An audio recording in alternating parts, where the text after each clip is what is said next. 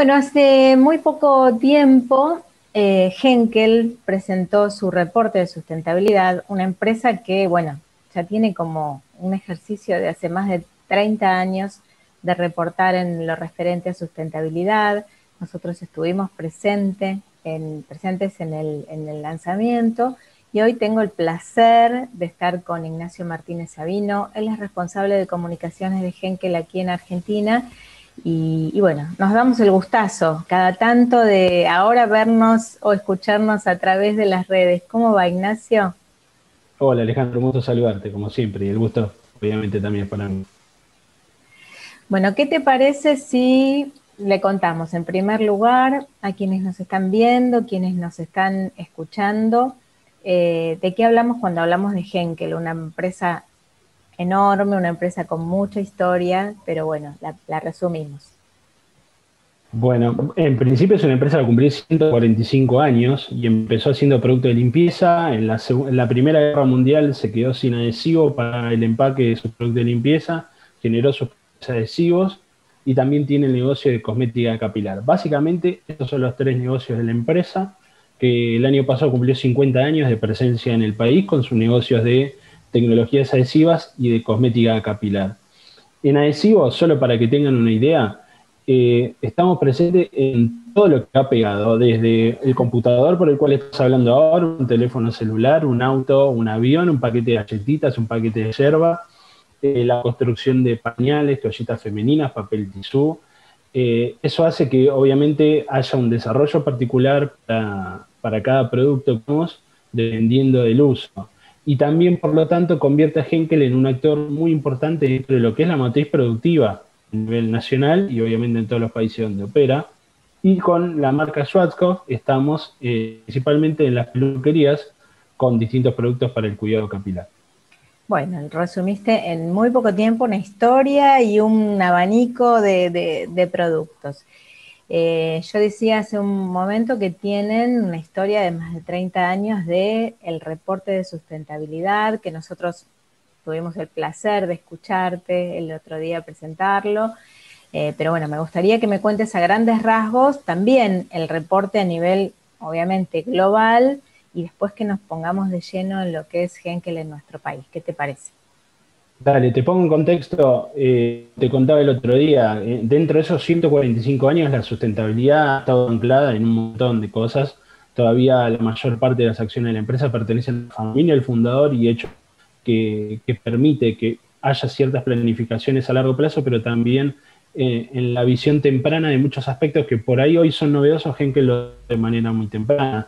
Decirte que en el año 100 ya teníamos un área de seguridad e higiene industrial en las plantas, o que en el año 1940 ya había jardín de infantes para los chicos que asistían, para las madres que eran colaboradoras en ese entonces.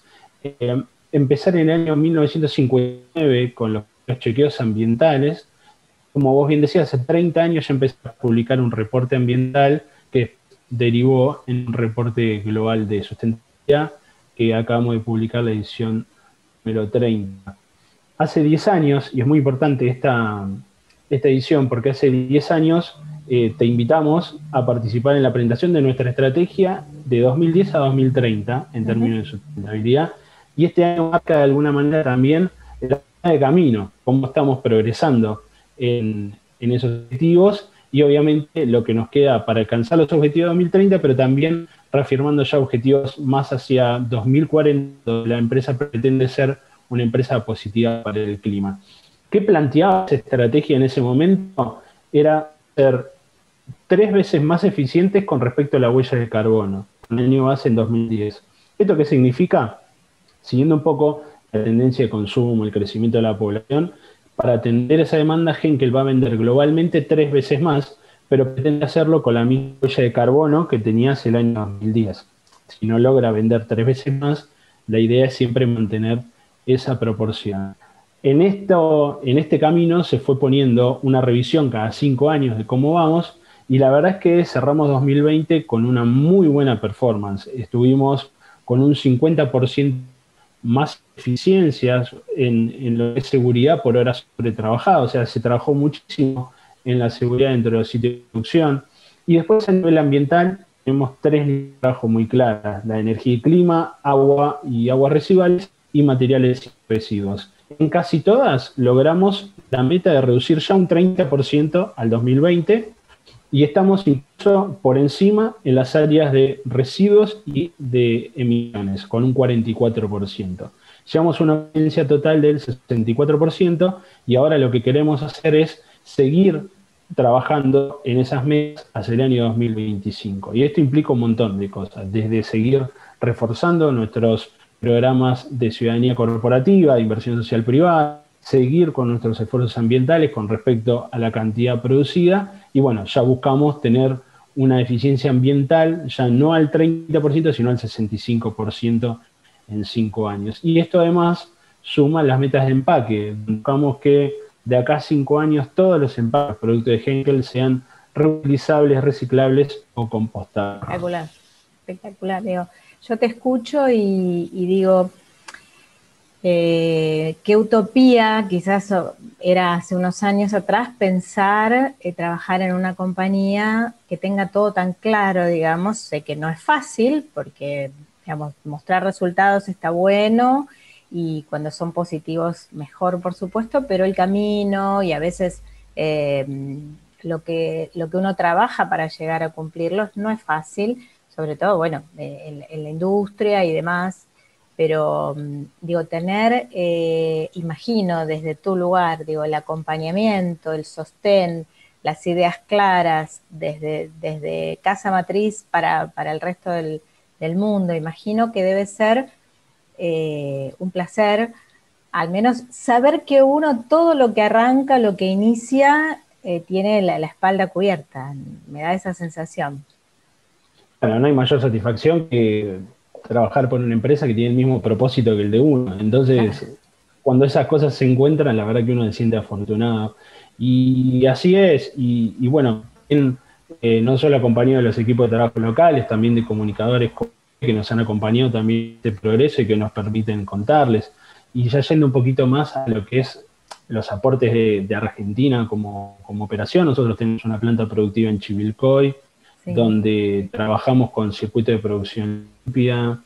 Está certificada con normas ISO 9000, 14000, ISO 18000 en salud y seguridad. Somos parte del cuidado responsable de medio ambiente de la Cámara de Industria Química y Petroquímica, y tratamos todos nuestros residuos con un compostaje industrial. Hacemos lombricultura y ese compost que generamos lo destinamos a eventos de promoción del desarrollo sostenible, donde ya hemos llegado a 19.000 alumnos en la provincia de Buenos Aires.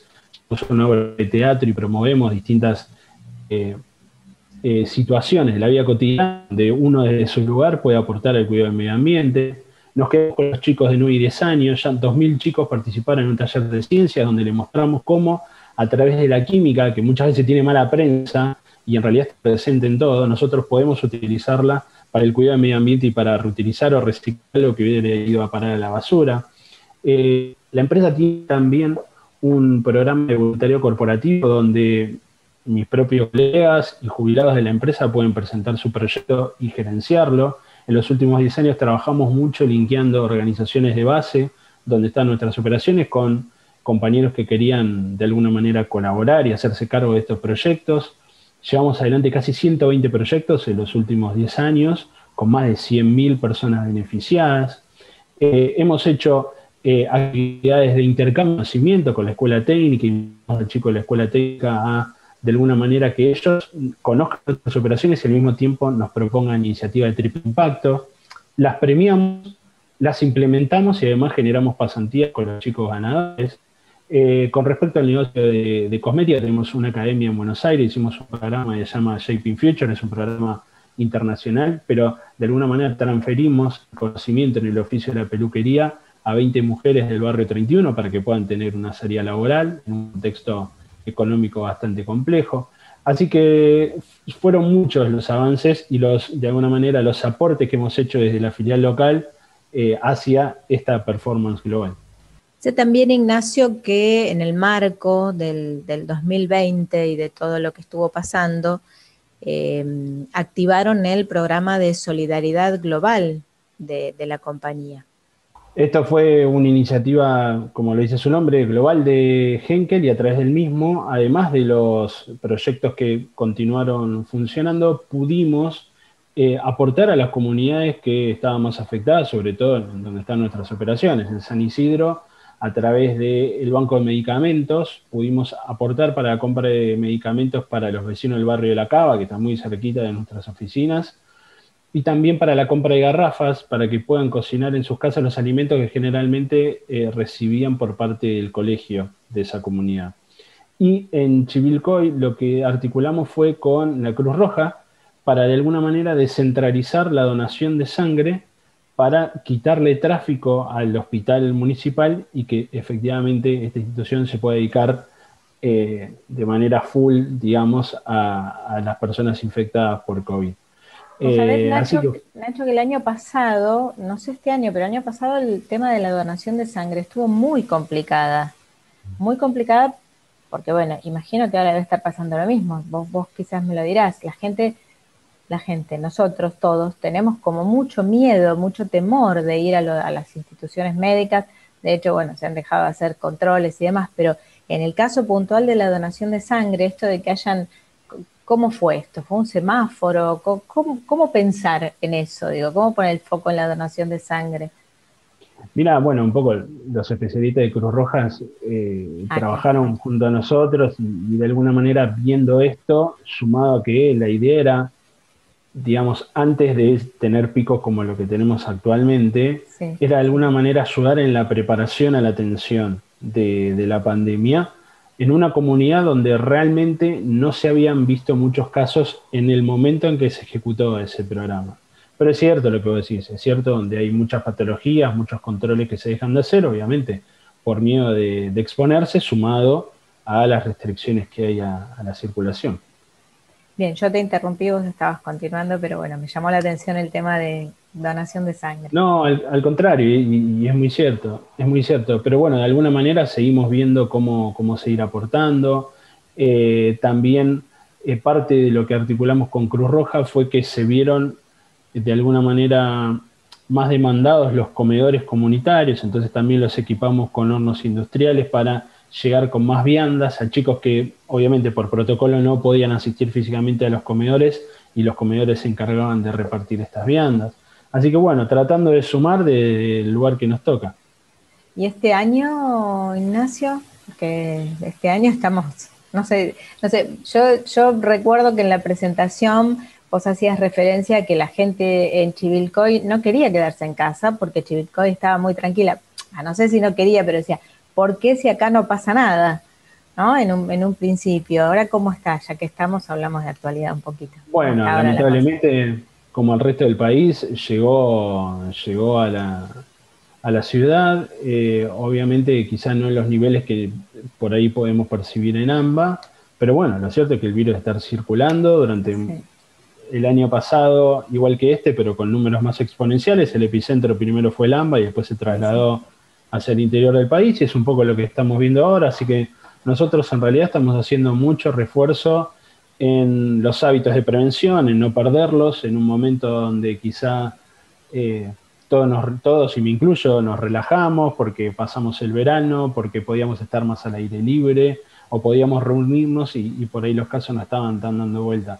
Hoy por hoy estamos en una etapa de restricciones, que es lógica, sabemos la Ujú. saturación de los sistemas de salud, entonces nuestro refuerzo hacia adentro es obviamente seguir cómo está la situación de cada uno, mismo con el ida y vuelta, con la situación de las clases, tratando de atender cada situación de manera particular, reforzando los hábitos de prevención, también reforzando el hecho de no automedicarse, porque también empiezan las etapas de los fríos, los resfríos, y por ahí lo que uno piensa que es un resfrío y se automedica, en realidad posterga el desarrollo de síntomas cuando por ahí estás infectado con COVID, y por ende puedes contagiar a un compañero, un miembro de tu familia, a quien sea. Sí, sí, sí. Entonces, la verdad que son cosas bueno, tenemos que seguir reforzando y trabajando.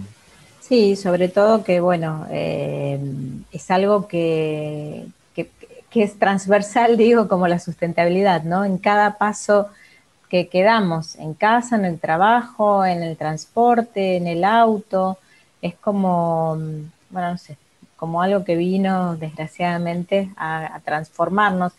Yo supongo que cuando salgamos de todo esto, porque vamos a salir, lo vamos a tener como todo como un recuerdo y vamos a decir, ¿te acordás? Vos le vas a decir a tus hijos, ¿sabés? ¿Te acordás de cuando estábamos encerrados, no ibas a la escuela? Digo, vamos a tener mucho feo, muchos momentos feos para contar, pero también vamos a tener muchos aprendizajes. Vamos a empezar a valorar otras cosas, creo, ¿no? Espero, el ser humano es medio complicado, digo, pero tenemos que aprender a valorar lo que pensábamos que no se iba a terminar nunca y de repente nos cayó este balde de agua fría, ¿no? Sin duda, sin duda. Pero lo cierto es que bajo estas tres premisas que yo te contaba, pudimos mantener el negocio, Claro. nos agarró en ese momento el 50 aniversario, nos hubiera gustado celebrarlo de muchas maneras, pero bueno, creo que la mejor forma de celebrarlo en este caso es seguir cuidando a nuestra gente, seguir abasteciendo a la industria en un momento que se necesita el trabajo, y principalmente tratando de aportar desde donde nos toque, desde nuestro sector, transfiriendo conocimiento, apoyando nuestra cadena de valor, apoyando a las comunidades donde operamos en aquellas cosas que se necesite como para transitarla. Nacho, una última antes de despedirnos, pero cuando estuvimos el otro día en la presentación, diste un ejemplo muy claro de cómo se puede trabajar por el ambiente desde una empresa que uno lo ve, bueno, muy grande y a veces, digamos, el ciudadano común, o no sé si el ciudadano común, pero quizás el que nos está mirando y no está en la industria química, ni mucho menos, ni sabe mucho de lo que estamos hablando, y escuche la sustentabilidad. Y pusiste un ejemplo, corregime si me equivoco porque no soy especialista, del pegamento de los pañales que bajaron la temperatura del pegamento. Contame si es así y cómo eso Uy, influye en el ambiente. esto cuando yo entré a la empresa pensaba que todo se pegaba con lo mismo y es lo que suele Claro, pasar al consumidor y decís esto no pega y en realidad es porque no fue desarrollado para eso. Eh, y un ejemplo muy claro es, por ejemplo, los panes de adhesivos necesitan derretirse para componer las telas absorbentes o telas no tejidas que después conforman los pañales o las toallitas femeninas. sí, Si ese pan hacemos que se derrita a menor temperatura en el horno del fabricante de pañal o de toallitas, obviamente impactamos en reducir la huella de carbono de, en este caso, nuestro cliente fabricante de pañales. Lo claro. mismo pasa cuando, por ejemplo, adoptamos contenedores de 1 tonelada de cartón en lugar de ser contenedores de plástico, y así sobre todo quienes son fabricantes de cartón corrugado justamente pueden utilizar ese empaque de una materia prima que es el adhesivo para su producto en reciclarlo y utilizarlo también como materia prima en ese proceso productivo, por ejemplo. Y así hay un montón de innovaciones. De hecho, Henkel tiene muy anclada su estrategia de innovación a su estrategia de sustentabilidad en todos los ciclos de vida, desde qué materia prima utiliza, hasta cómo se produce, hasta cómo lo va a utilizar nuestro cliente y después cómo se dispone. Y lo bueno de tener esto linkeado es que ya el 40% de las ventas de Henkel a nivel global provienen de productos que fueron lanzados con esta lógica en los últimos 2 años. Así que realmente el enfoque en esto es muy importante y me alegra que te quedes con ese ejemplo, pero nos podemos quedar horas Sí, contándote. sí, no, sí, me lo imagino, pero quizás es un ejemplo muy claro desde que, viste, cuando vos escuchás que alguien dice, bueno, yo desde mi lugar, ¿qué puedo hacer? O sea, ¿cuánto influye una actitud que tomo yo frente a un producto en mi casa? Si total es una botella o total es, no sé, un residuo X. Digo, y a veces son los pequeños, bueno, en este caso son grandes desarrollos, no son pequeños, pero quiero decir, uno lo escucha o lo ve a simple vista y dice, bueno, nada, se bajó un poco la temperatura en que se derrite, pero eso cuando empezás a darle dimensión desde lo pequeño hasta lo más grande, es enorme el impacto. Y de la misma Sí, manera es en casa, con nosotros, con cada uno, ¿no? Digo yo. sí, y para eso te hago un adelanto, porque Henkel hace unos años, junto al Instituto Wuppertal en Alemania, sobre todo pensando en su negocio de consumo, hizo una alianza y desarrolló una calculadora de huella de carbono donde vos podés entrar y medir tu estilo de vida, porque también la fase de uso, de consumo y de disposición es muy importante. Por eso tomo el punto que vos decís, porque nosotros como consumidores también podemos tomar acción en esto, Ujú. no solo a la hora de ver de dónde provienen los productos que compramos, cómo están producidos, eh, con qué estrategia hay atrás para apoyar a esto, y al mismo tiempo uno ver, a ver, cómo viajo, cómo me alimento, cómo Claro. calefacciono mi casa, a dónde voy de vacaciones.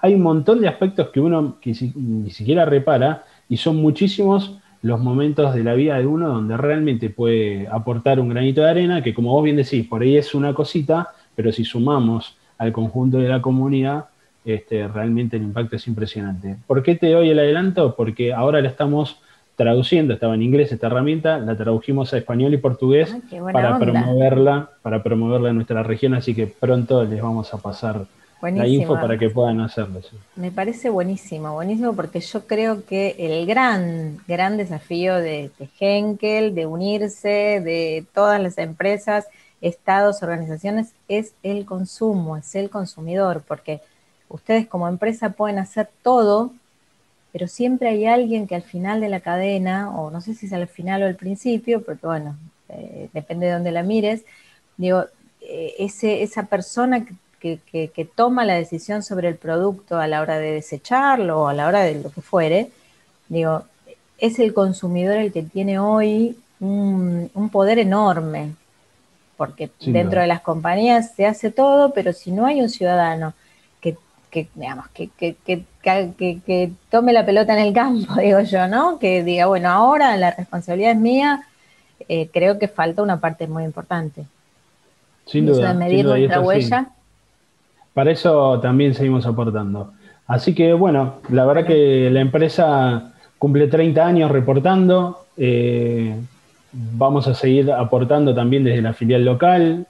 Cumplimos 50 años, seguimos produciendo, seguimos trabajando y sobre todo cuidando tanto a nuestra gente como a las comunidades donde estamos. Así que ese es un poco el camino que seguimos para transitar de la mejor manera la coyuntura que nos toca. bueno, Ignacio, como siempre, un placer. Un placer, nos quedaríamos un rato mucho más largo hablando, De veras. porque hay mucha tela para cortar, como decían, ¿no? Me encantó y es un placer, como siempre, charlar con vos. Así que muchísimas Gracias, gracias. Alejandro. El gusto es mío. Gracias. Ignacio Martínez Sabino, él es responsable de comunicaciones en Henkel Argentina y estuvo aquí con nosotros.